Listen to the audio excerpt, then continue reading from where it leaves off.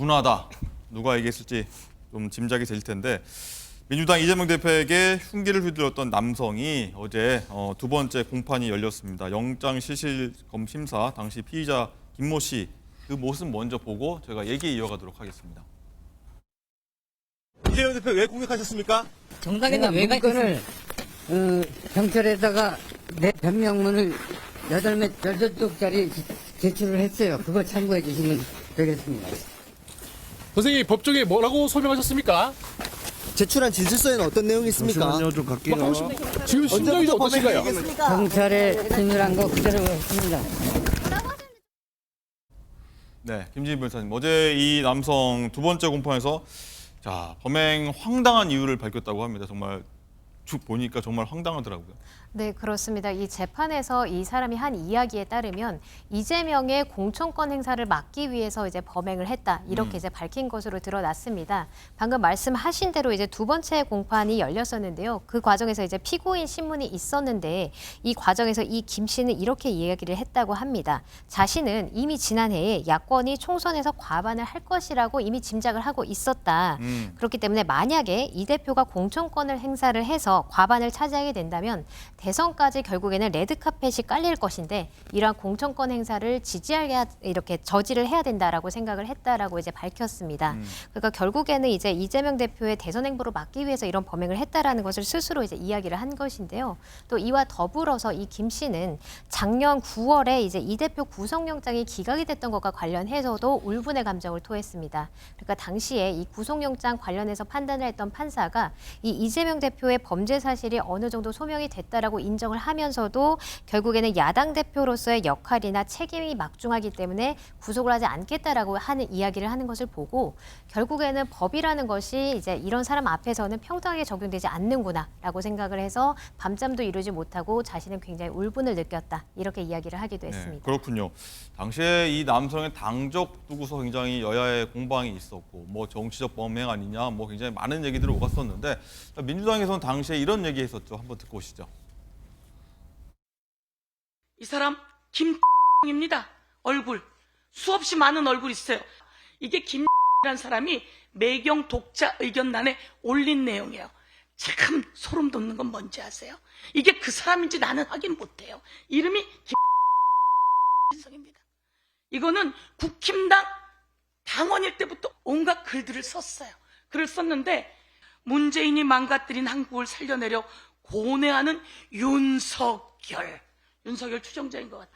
이 사람이 그 사람이 아니길 바라는데요. 왜 경찰이 공개를 못했는지 이런 것들이 만천하의 세상에 제보로 들어올 것을 두려워해서라고 생각하는데요. 경찰이 했을까요?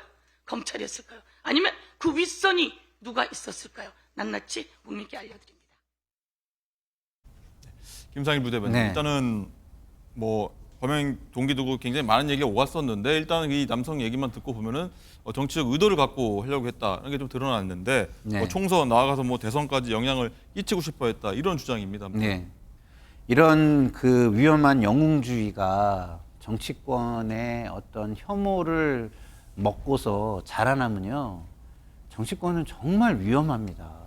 예? 그리고 이런 테러가요, 이번 한 번으로 끝나지 않을 수가 있어요. 그래서 정치인들이 이런 부분을 좀 생각해서 저 사건이 있은 후에 좀 서로만을 생각하고 서로의 주장만을 생각하고 남을 무시하는 이런, 그리고 남을 공격하는 데 있어서 너무 과도한 언어와 행동들을 하는 것을 좀 자제하기를 우리는 바랬거든요. 그러나 지금 정치권의 모습은 어떻습니까? 그렇지 않아요. 계속해서 진영 논리를 중심으로 똘똘 뭉쳐서 정치적 행위들을 해가고 있습니다. 그러면 지금의 이런 이재명 당대표 정치 테러 사건, 이런 사건들을 앞으로도 우리가 우려할 수밖에 없는 상황이 계속 이어질 거다, 이런 생각이 들고요. 지금 이런 그 사건의 결과가 중간에 이렇게 나오는 이런 것들을 기사로 접하면서 정치인들이 그동안은 다른 것에 정신 팔려가지고 생각을 못했다면 네. 다시 한번 우리 사회가 정치권이 모범을 보이고 사회를 안정시키는 데 기여하고 정치의 본령인 어떤 대화와 타협, 이걸 중심으로 좀 생각을 바꿔나가자, 이런 생각을 해보는 기회가 됐으면 좋겠다 이런 네. 생각이 듭니다. 그러길 희망하고요. 김광삼 변호사님, 이 습격범 얘기 한번 좀 들어가 보면 가족에 피해를 끼치기 싫어서 아내와 뭐 그 전에 이혼을 했다. 몇 달 전부터 이 범행 도구를 숫돌에 갈아서 범행을 준비했다. 굉장히 치밀하고 엽기적이고 충격적입니다. 우리가 이제 보통 확신범이라고 하는데 지금 이 내용을 보면 자기가 이혼한 이유가 만약 범행 이후에 가족이 피해를 갈까봐 이혼을 했다는 거 아니에요. 그러니까 그것까지 이제 생각하고 준비를 했고 또 인터넷에서 흉기 구입했잖아요. 그런데 이 숫돌을 하도 많이 갈아서 숫돌이 다 달아 없어졌다는 거예요. 그 정도로 하면 이 사람의 어떤 이재명 대표의 적대심 이런 것은 내 인생이 망가지고 가족이 어떤 피해를 본다 할지라도 나는 반드시 이루고야 말겠다는 그런 생각을 하고 있기 때문에 제가 볼 때는 뭐 어떤 정신적인 측면에서도 정상이 아니고 좀 문제가 있을 가능성이 크다 이렇게 봅니다. 예. 자, 김상일 네. 대변인. 일단은 이 대표를 좀 피습한 이 남성 네. 외에도 이 범행 도왔다는 혐의로 좀 기소된 사람이 있었지 않습니까? 네. 일단 이 피습범은 자기 단독 범행이다. 뭐 일단 네. 이렇게 강조하고 있는데 이거 의도는 뭘까요?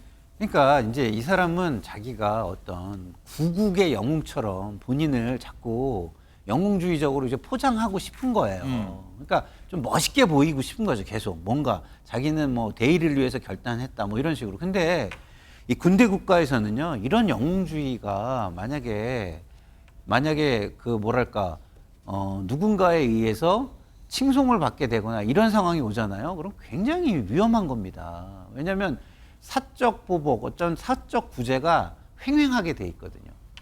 그러면은 이런 것들은 제가 볼 때는 아예 이렇게 차단을 해서 이게 왜 문제인지 네. 이런 것들을 좀 더 정확하게 짚어주는 게 굉장히 중요하고요. 이런 것들은 그리고 되도록이면 제 생각입니다. 개인적인 생각입니다만 그렇게 비춰지지 않게 보도를 할 수 있는 것도 굉장히 보도를 하면서 고민을 굉장히 좀 많이 하는 것도 또 필요하다고 저는 생각해요. 네, 언론들도 좀 고민할 필요가 있다 말씀해 주셨고, 자, 두 분 말씀하신 것처럼 김지인 변호사님, 이 얼마 전 이 남성 심리 검사에서 뭐 과도한 자신감이 좀 관찰됐다, 뭐 이런 얘기도 있었더라고요. 네, 맞습니다. 보통 이제 이러한 종류의 범죄 같은 경우에는 이상한 이제 영웅 심리 같은 거에 심취되어 있는 경우가 굉장히 많은데요. 이 김 씨 역시도 검찰 조사에서 했던 얘기를 보면 비유가 적절하지는 않지만 이 독립투사나 농계가 됐다라고 생각을 하고 또 이제 내가 죽고 그러니까 이재명이 죽는다면 이 부분은 가성비 있는 맞교환인 것 같다라는 이야기까지 이제 했습니다. 그리고 또 이제 방금 말씀드린 것처럼 이제 검찰 조사에서 이 통합 심리 검사를 실시를 했는데 여기에 따르면 이 김 씨는 좌파 세력의 확산을 막기 위해서 이재명을 처단해야 된다라는 어떤 극단적인 논리로 자신의 범행을 합리화하는 것으로 보여졌다라고 합니다. 또 뿐만 아니라 이 김 씨는 자신의 범행 동기에 대해서 안중근 의사라던가 이봉창 의사와 같은 독립투사의 어떤 숭고한 희생 정신으로 스스로를 표현하는 이런 어떤 과도한 자존감까지 관찰됐다라고 합니다. 네. 그래서 굉장히 좀 충격적인 사건이었고 당시에 이재명 대표가 한참 후였죠. 총선 전이었나요? 직전이었나요? 한번 그 당시를 한번 회상한 적이 있었는데 그 모습 목소리 한번 듣고 오시죠. 저는 처음에 맞았을 때 퍽 소리 나서 주먹으로 목을 때렸나 이런 느낌이었는데 갑자기 자꾸 이제 뜨끈뜨끈한 느낌이 들어서 아 이거 찔렸구나 생각이 들더라고요. 돌아가신 줄 알았어요. 누워서 무슨 생각하셨어요? 아 하늘이 푸르다 이 생각이 들었습니다. 하늘이 이게 마지막 보는 하늘이구나 이 생각이 들어요. 이걸 잡고 있는데 이제 뜨거운 느낌이 들어서 아 찔렸구나 느낌이 들고 그래서 제가 그래서 세게 눌러라 지혈을 해야 되니까 뭐 그러고 있으면서 때가 왔나 보다 그 생각이 들었습니다. 네, 지적해 준 것처럼 뭐 극단의 정치 그리고 혐오 정치 폐해다 이런 비판이 나왔었는데 굉장히 좀 재발 방지 굉장히 필요하다 이런 생각도 듭니다.